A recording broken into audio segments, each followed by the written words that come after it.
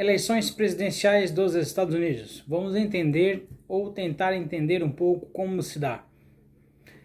Eu sou o Thiago Nunes, me siga nas redes sociais pelo @adv Thiago Nunes. Os links estão aqui na descrição. No mês de novembro de 2020, os eleitores americanos vão até as urnas para escolher seu próximo presidente. Mas como ocorreu na última vez e ocorreu já 5 vezes na história dos Estados Unidos, nem sempre o candidato escolhido pelos eleitores é o que assume a cadeira presidencial. Vamos entender por que isso ocorre, algumas diferenças entre as eleições do Brasil e dos Estados Unidos. Fica até o final que eu vou te dizer aí uma curiosidade que eu duvido que você saiba aí sobre o sistema político eleitoral americano. Lembrando, né, nós estamos falando aqui de nacionalidade. Se você vir também, eu também sou americano. Se dá somente a nacionalidade americana. Nós somos americanos por continente, mas isso não é relevante. Então eles são americanos por 2 vezes, nós somos por uma, ok? Pois bem, algumas peculiaridades nas eleições americanas e a brasileira. Uma delas é a obrigatoriedade. Aqui no Brasil, em tese, nós somos obrigados a ir votar, diferente dos Estados Unidos, em que você vai ou não vai, sem exercer nenhuma justificativa, multa, e isso não acarreta nenhum prejuízo para você aí como cidadão. Aqui no Brasil, né, lembrando que você precisa se justificar, não justificando você leva multa e chega até a ter seus direitos políticos suspensos. Pois bem, os americanos vão até a urna e escolhem seu candidato, mas lá não se dá pela totalidade. Por exemplo, aqui na última eleição presidencial, o Bolsonaro ele ganhou com 57 milhões de votos, foi aí a totalidade dos votos. Lá nos Estados Unidos, o Donald Trump não ganhou pela totalidade dos votos, mas sim pelo colegiado. Cada estado tem as suas regras eleitorais, então é algo de cada estado. E cada estado elege o seu candidato, o seu delegado, digamos assim, não delegado de polícia, né?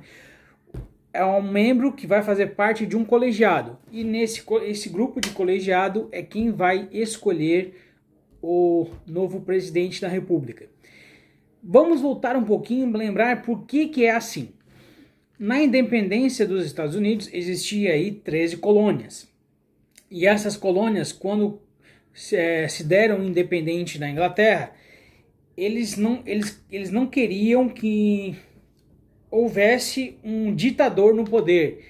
Eles não queriam que apenas alguém que fosse pró-colônia A ou colônia B ficasse perpetuando no poder. Por exemplo, a colônia da Califórnia, que é uma população muito, muito grande. Se fosse uma totalidade, eles compreenderam naquela época, se houvesse uma totalidade de votos, apenas presidentes pró aquela colônia seriam eleitos.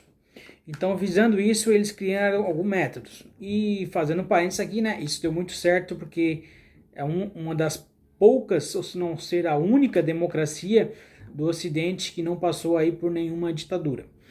Pois bem, retornando aqui. Então, é eleito esse colegiado que é de 580 membros divididos em cada estado, né? E salvo engano, precisa de 270 votos o presidente para ser eleito. Então, por exemplo, cada estado vai eleger o seu colegiado. O delegado, ele não está vinculado ao voto do povo. Ele pode escolher diferente do povo. Portanto, tradicionalmente, eles não escolhem ao contrário do povo. Então, basicamente é o seguinte: é feita uma eleição onde é escolhido os delegados, os membros desses colégios eleitorais, não se confunde com delegado de polícia. E depois, na terça-feira, após a primeira segunda-feira do mês de novembro, é feita uma eleição para escolher o novo presidente. A população vai às urnas. Vamos pegar como exemplo aqui no Brasil. Havendo a eleição, digamos que Santa Catarina, a maioria do povo elegeu pelo Bolsonaro. Rio Grande do Sul, a maioria elegeu pelo Haddad.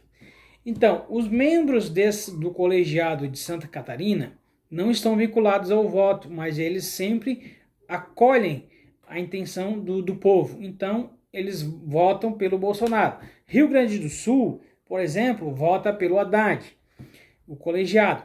E aí você vai fazendo uma totalidade. Se o Bolsonaro levar mais de 270 votos, ou seja, a maioria dos estados, ele ganha a cadeira presidencial. No caso, vai ocorrer agora, nesse mês, com o Trump e o adversário dele. Por exemplo, no estado da Califórnia, os democratas sempre foram votados. Então, provavelmente, Biden ele vai ter maioria do voto do povo da Califórnia. Portanto, esse tanto de voto, que lá é uma população bem grande, não será suficiente para ele ganhar. Por exemplo, os republicanos aí sempre tiveram o estado do Nebraska. O voto do Nebraska terá o mesmo, digamos, o voto do Nebraska terá o mesmo peso do voto de Nova York. Então, aliás, da Califórnia. E dentro desses dois, lembrando aí que é 50 estados, o que mais ganhar voto do colegiado é quem vai sentar na cadeira presidencial. Portanto, ocorreram já 5 vezes na história dos Estados Unidos, contando com a última do presidente atual em exercício, Donald Trump. Que assim, se você for contar a totalidade dos votos, o Trump tinha perdido a eleição, mas pelo colegiado ele ganhou. Ok, pessoal? Acho que eu me fiz entender. Dando um resuminho geral, o povo vota, o povo dá a sua intenção de voto, o colegiado acolhe essa intenção de voto e quem senta na cadeira presidencial é quem tem mais voto do colegiado, que, salvo engano, é 588 participantes, que é dividido aí pelo número de representantes de cada estado, ok? Que são 50 estados. E a curiosidade que eu queria deixar para o final, você sabe que os Estados Unidos aí tem mais de 2.000 partidos? É isso mesmo, muita gente acha que só tem 2 partidos, mas não, tem muitos partidos e é cerca mais ou menos 2.000. A diferença é que a lei eleitoral é de estado para estado. Então existem leis no sentido que você pode ter um partido político de bairro, um partido político de estado, um partido político como republicano e democratas, que é nacional. E não necessariamente você precisa estar num partido para ser eleito. Na última eleição, foi mais de 5, tenho certeza que foi mais de 5 candidatos, e um deles não tinha partido nenhum, a presidência da república, né? Lógico, como a mídia ela é muito polarizada, o povo é muito polarizado, eles ficam naquela questão democratas e republicanos, e o que estampa mais assim pela mídia é esses 2 partidos, mas existem mais de 2.000 partidos, né? Isso cai por terra que muita gente pensa aí que no Brasil a gente precisava apenas de 2 partidos, né? O problema, pessoal, não é a quantidade de partidos. O problema é dinheiro público que vai para o partido. Em vez de ir para a escola, para a segurança, está indo para o partido. Esse é o problema. Então não caia nessa ideia que o problema é a quantidade de partidos. Ok? Forte abraço, deixe seu like, deixe seu comentário, se inscreva no canal e até um próximo vídeo.